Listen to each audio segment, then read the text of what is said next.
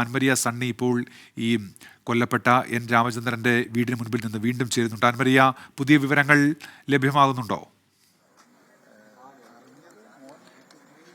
ഉന്മേഷ്, ഇപ്പോൾ ഇവരെ വിളിച്ച് സംസാരിച്ച സുഹൃത്തായിട്ടുള്ള ആൾ നമ്മോടൊപ്പം ചേരുന്നുണ്ട്.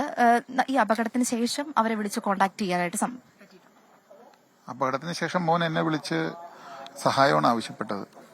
അപ്പോൾ അവിടുത്തെ ഞാനൊരു സംഘത്തിന്റെ RSSന്റെ പ്രവർത്തകനാണ്. അവിടുത്തെ ഒരാൾ കോണ്ടാക്ട് ചെയ്ത്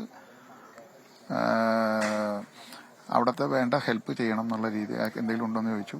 ഇൻഫോം ചെയ്ത് തന്നെയാണ്. ഇനി ഇൻഫോം ചെയ്തു, ആരെ അറിയിക്കണ്ട എന്നുള്ളതും പറഞ്ഞിട്ടുണ്ടായിരുന്നു. എപ്പോഴേക്കോ ചേട്ടനെ വിളിക്കുന്നത്? 4:30 മണിയുണ്ട്. 4:30. ഭാര്യയും മക്കളും സുരക്ഷിതരാണോ? അതാണ് പേടി. അവരെ ഓടിപ്പോയിട്ടുണ്ട്. അപ്പോഴാണ് അവർ ഇങ്ങനൊരു വിഷയം ഉണ്ടല്ലോ, ഇങ്ങനെ ഒരു സംഭവിച്ചിരിക്കുമ്പോൾ മോള് വിളിച്ചു പറയേ, അനീത്തി വിളിച്ചു പറഞ്ഞു, ഇങ്ങനെ ഞങ്ങളൊരു ഹോട്ടലിൽ പാനിക്കായിട്ട് പേടിച്ചിരിക്കുകയാണ്, അപ്പോൾ അവരെ എങ്ങനെയെങ്കിലും ഒന്ന് സേഫ് ആക്കാനുള്ള കാര്യത്തിനാണ് വിളിച്ചത്. നമ്മൾ വിളിച്ച് കാര്യങ്ങൾ അവിടെ സംസാരിച്ചു, പോയി അവിടെ തന്നെ അതേ സ്ഥലത്തുള്ള ജമ്മു കാശ്മീരിലുള്ള ആൾക്കാരായിട്ട് ബന്ധപ്പെട്ടു. അവർ വേണ്ട ഹെൽപ്പ് ചെയ്തു. നേരെ 1.25 മണിക്കൂറിനുള്ളിൽ തന്നെ, എനിക്കറിയില്ല, അവരെ നേരിട്ട് കാണാനോ ബന്ധപ്പെടാനോ പറ്റിയിട്ടുണ്ട്. അവരപ്പോൾ സേഫാണ്. അത് കഴിഞ്ഞപ്പോഴത്തേക്കും മോളുടെ നമ്പർ കിട്ടി. മോളുടെ നമ്പർ മോളെയും വിളിച്ചു കഴിഞ്ഞപ്പോൾ കുഴപ്പമില്ല എന്ന് പറഞ്ഞു.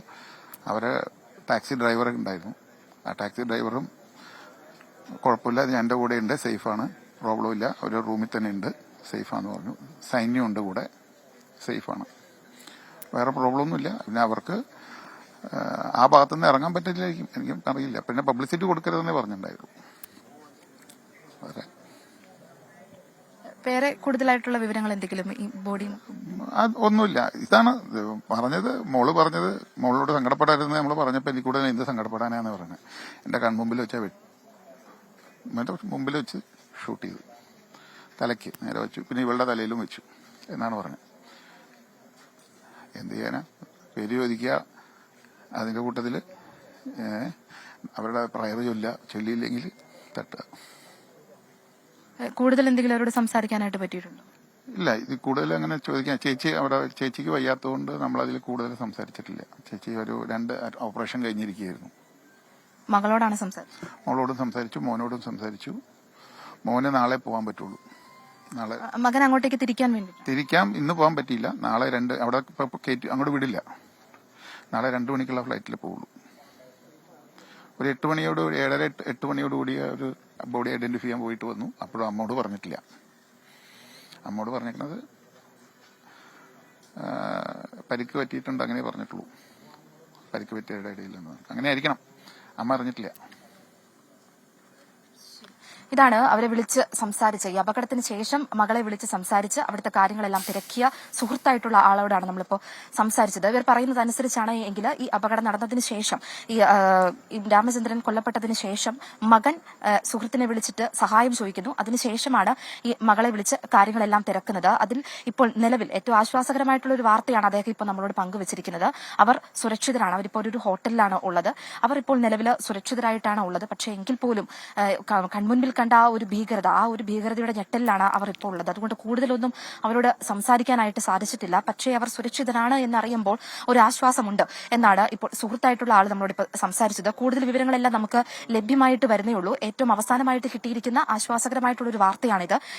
ഇത് അപകടം നടന്നതിന് ശേഷം, അല്ലെങ്കിൽ ഈ ഒരു ഭീകരാക്രമണത്തിന് ശേഷം വിളിച്ച് സംസാരിച്ച സുഹൃത്ത് പറഞ്ഞതനുസരിച്ചാണ് എങ്കിൽ അവർ ഇപ്പോൾ സുരക്ഷിതരാണ്, സേഫായിട്ട് ഒരു ഹോട്ടലിലാണ് ഉള്ളത്. ഉന്മേഷ്, ആൻമരിയ സണ്ണിയാണ് ഇപ്പോൾ കൊല്ലപ്പെട്ട എൻ രാമചന്ദ്രന്റെ ഇടപ്പള്ളിയിലെ വീടിന് മുൻപിൽ നിന്ന് വിവരങ്ങൾ നൽകിയത്.